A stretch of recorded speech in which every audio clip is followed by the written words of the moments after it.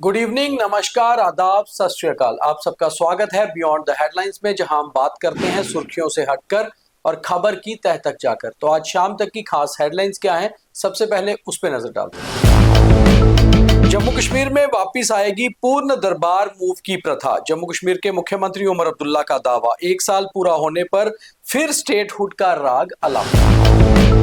महबूबा ने फारूक अब्दुल्ला को भेजा संदेश, पीडीपी एनसी के उम्मीदवारों को राज्यसभा चुनावों में कर सकती है समर्थन अगर वो लैंड और डेली वेजर के बिल को करवाएगी विधानसभा में पास। महबूबा मुफ्ती की शर्त।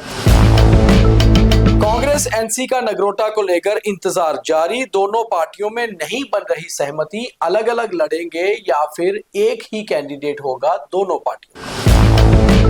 उधमपुर के लाटी इलाके में सर्च ऑपरेशन, देखे गए कुछ संदिग्ध, त्योहारों को लेकर सुरक्षा व्यवस्था बढ़ाई गई। तवी पुल के नीचे से मिला शव, पुलिस ने जांच शुरू की, प्राथमिक जांच में एक्सीडेंटल मामला नजर आ रहा। और अब खबरें विस्तार से, मेरे साथ होंगे मेरे सीनियर सहयोगी पवन शर्मा। क्या जम्मू और कश्मीर के व्यापारियों की मांग पूरी होगी? क्या वापस दरबार मूव प्रथा की बहाली होगी? मुख्यमंत्री उमर अब्दुल्ला ने तो अपना 1 साल पूरा होने पर इस बात पर मोहर लगा दी है। उन्होंने कहा है प्रपोजल लेफ्टिनेंट गवर्नर को भेजा गया था और उन्होंने अप्रूव कर दिया है और जल्द ही प्रथा वापस शुरू हो जाएगी। दरबार मूव की प्रथा दरअसल जम्मू कश्मीर में नई नहीं है, 1872 से चल रही है। जम्मू कश्मीर के राजा महाराजा दरबार मूव इसलिए किया करते थे क्योंकि गर्मी में श्रीनगर जाना होता था और सर्दी में जम्मू, मौसम के हिसाब से भी, और ये दोनों रीजन्स को अलग अलग से एड्रेस कर पाए इस हिसाब से भी। फिर जब धारा 370 हटाई गई जम्मू कश्मीर से और उसके बाद 2021 से लेफ्टिनेंट गवर्नर मनोज सिन्हा के प्रशासन ने इस प्रथा को रोक दिया। मगर केवल प्रथा रुकी, एलजी, सेक्रेटरीट और राजभवन ये दोनों शिफ्ट होते रहे, मगर अब पूर्ण रूप से दरबार मूव वापस बहाल होगा। और ये मांग जम्मू के व्यापारियों की और कश्मीर के व्यापारियों की भी थी, क्योंकि इससे ही कहीं ना कहीं उनका काम भी बढ़ता था और दूसरा दोनों रीजन्स के बीच आपसी तालमेल भी। तो पवन जी, दरबार मूव वापस आ रहा है। उमर अब्दुल्ला ने अपने 1 साल पूरा होने पर ये बड़ी घोषणा कर दी है। देखिए, पहले दरबार मूव को लेकर संशय दोनों पार्टियों के बीच में था जी। भारतीय जनता पार्टी ने उस समय कहा था कि दरबार मूव की प्रथा को खत्म इसलिए किया गया है कि करोड़ों रुपए खर्च होते हैं जी। तो नेशनल कॉन्फ्रेंस पीडीपी ने इसके ऊपर कहा था कि दरबार मूव की प्रथा को खत्म ना किया जाए जी। लेकिन भाजपा के ऊपर व्यापारियों का प्रेशर आ गया, जनता का भी प्रेशर था। देखिए, इसे 2 चीजें होती थी। आपका दरबार मूव से आप खर्चा तो कहते हो कि बच जाएगा जी, लेकिन आप डिजिटल युग में हो तो अब वो फाइलें मूव नहीं होती है, ट्रक नहीं मूव होते हैं। तो आप रिकॉर्ड को मूव करना है, फ्लॉपियों को मूव करना है, जो आपका इंटरनेट से सारा सिस्टम मूव होना है जी। तो जम्मू के लोगों को लॉस था, कश्मीर के लोगों को भी लॉस था, दोनों ओर के व्यापारियों को भी लॉस था। यहाँ पे दरबार मूव आता है तो आपको पता है पूरे बाजार सज जाते हैं और डेवलपमेंट भी होती है। जब सरकार मूव करती है तो रोड के गड्ढे जो है वो भर जाते हैं, नहीं तो ऐसे रहते। बहुत पुरानी प्रथा भी हुआ करती थी। देखा जाता था कि जब अक्टूबर नवंबर में शहर सजने लगा है तो लगता था दरबार, और ऐसे ही जब मार्च अप्रैल में श्रीनगर में सजावट होती थी तो लगता था दरबार वहां जा रहा है। बिल्कुल, दोनों साइड ऐसा ही था और व्यापारियों का ये था कि उनका नुकसान होता है। जम्मू में और कश्मीर में जो आम लोग हैं उनके घर किराए पे लगते हैं, बहुत से एम्प्लॉय वहां ठहरते हैं, वो 6 महीने का उनको अच्छा पैसे मिलते हैं, होटल्स बुक हो जाते हैं, सरकारी जो कार्यालय में कर्मचारी हैं उनको गवर्नमेंट अकोमोडेशन जो मिलती हैं लीज पर वो भी प्राइवेट बुक की जाती हैं। तो ये अच्छा है। मैं कह रहा हूँ कि दरबार मूव जो बंद हुई थी प्रथा अब शुरू हो रही है तो एक अच्छा स्टेप भी है। वहीं दूसरे उमर अब्दुल्ला ने एक और चीज पे बहुत खास बात रखी। जब उनसे सवाल किया गया कि प्रीपेड मीटर बिजली के शुरू कर दिए गए हैं तो उन्होंने कहा कि जब हम अपने मोबाइल को प्रीपेड यूज कर सकते हैं तो मीटर को क्यों नहीं। देखिए, ये अब 1 साल पूरा होने के बाद का बयान है। एक पहले वही मुख्यमंत्री उमर अब्दुल्ला जब चुनाव से पहले किया, उनके बयान सुनिए तो बिजली को लेकर उन्होंने कहा था कि जी हम पे थोपे जा रहे हैं, ये स्मार्ट मीटर, प्रीपेड मीटर जो हैं ये आम लोगों के जेबों पर बोझ बनेगा। अब एक सरकार रहे सत्ता में 1 साल रह गया, उनको पता लग गया कि इसकी कितनी जरूरत है, तो अब उनका बयान चेंज हो गया। वहीं दूसरी ओर जम्मू कश्मीर में सियासत गर्म होती जा रही है। राज्यसभा चुनाव आ रहे हैं, असेंबली सेशन भी आ रहा है। पीडीपी अध्यक्षा महबूबा मुफ्ती ने मुख्यमंत्री उमर अब्दुल्ला के पिता और नेशनल कॉन्फ्रेंस के अध्यक्ष फारूक अब्दुल्ला को एक खास संदेश भेजा है।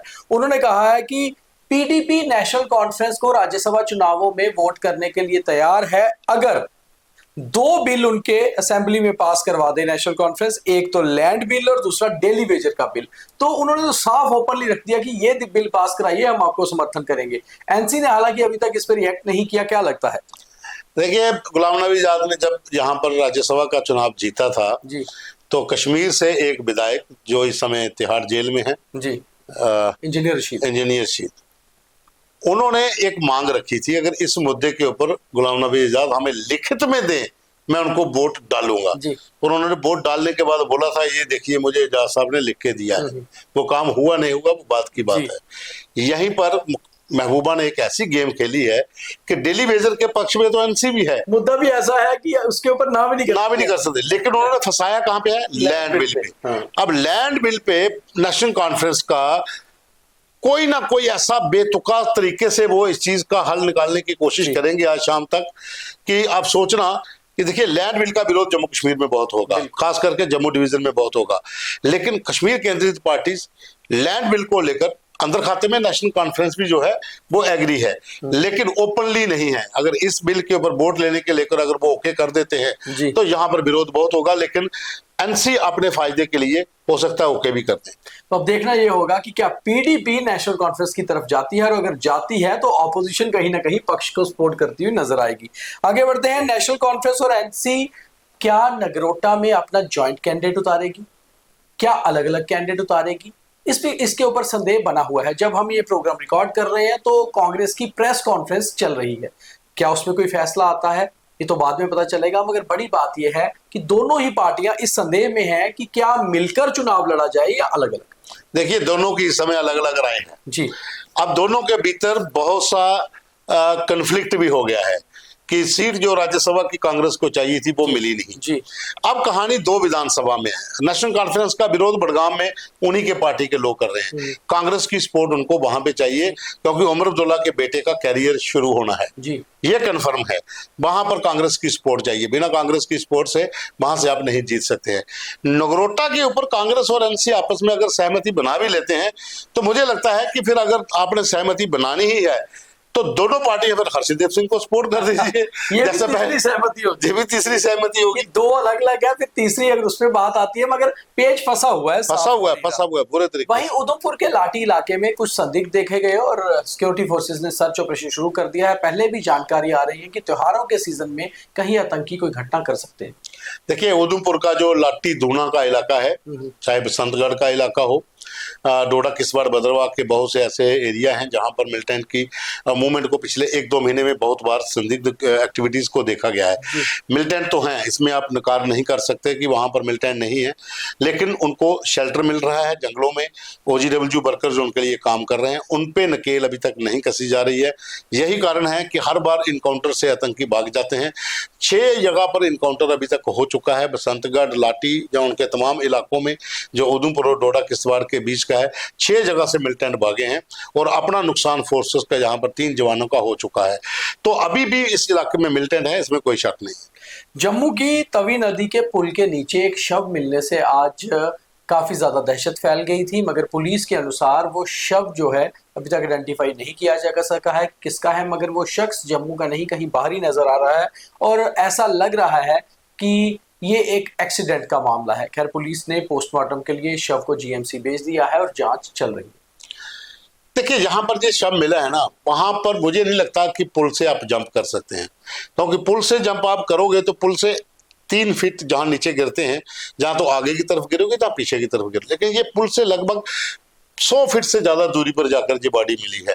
तो ये कहीं ना कहीं हो सकता है कि किसी के साथ दुश्मनी हो, वहां पर कुछ ऐसा हुआ हो, या फिर ये शव जो है पीछे से बहकर आया है पानी में, ये तो भी जांच का विषय है। या फिर वो कोई ऐसा व्यक्ति था जिससे कोई प्रॉब्लम थी, वो जहां पर जाकर बैठा और वहीं पर वो ढेर हो गया, वो अब जांच का विषय है। कि अब देखो, लोगों ने देखा भी लेट है, अगर अर्ली इन द मॉर्निंग होता तो वो अलग भी इशू था, लेकिन पूरी रात निकलने के बाद लोगों ने काफी लेट देखा, तब जाकर मीडिया को भी पता चला। अब शव को तो कब्जे में ले लिया गया है, लेकिन एक्सीडेंटल होने का चांसेस, जंप पुल से मारने का चांसेस बहुत कम है, क्योंकि ये बहुत दूरी पर है।